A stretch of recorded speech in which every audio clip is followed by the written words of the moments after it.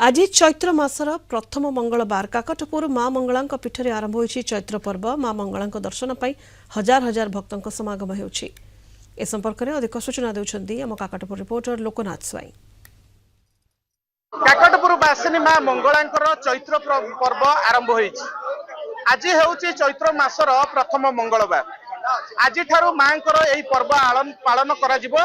तेणु प्रथम पाळीर मंगलवार रे आपण मानक सीधा चित्र देखैबू किभଳି भाबरे माँ मंगला मंदिर परिसर में भक्त मानकर गहली रही।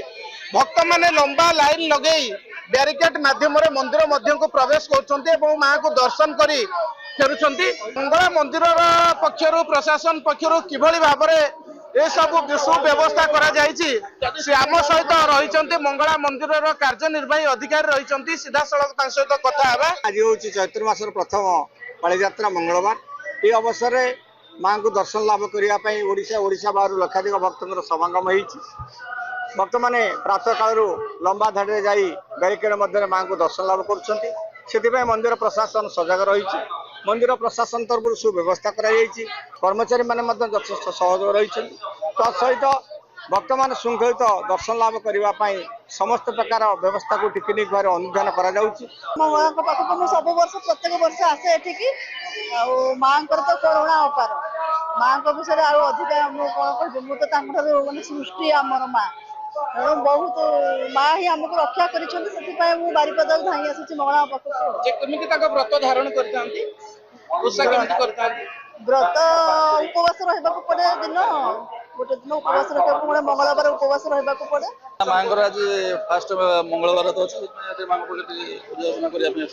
मंगला पंथई पूजा करो चौरा पूजा करो मंगला दर्शन करो।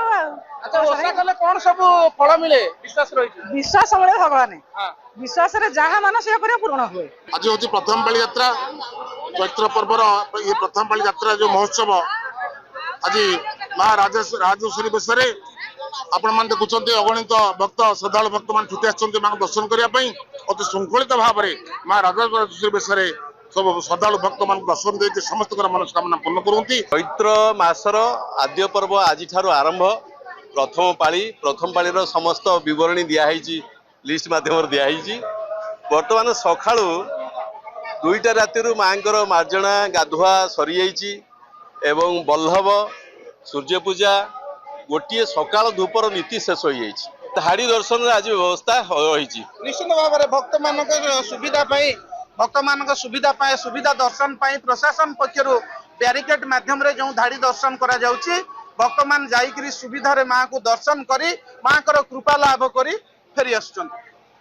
काकटपुर मंगला मंदिर परिसर लोकनाथ स्वाई, कलिंग टीवी।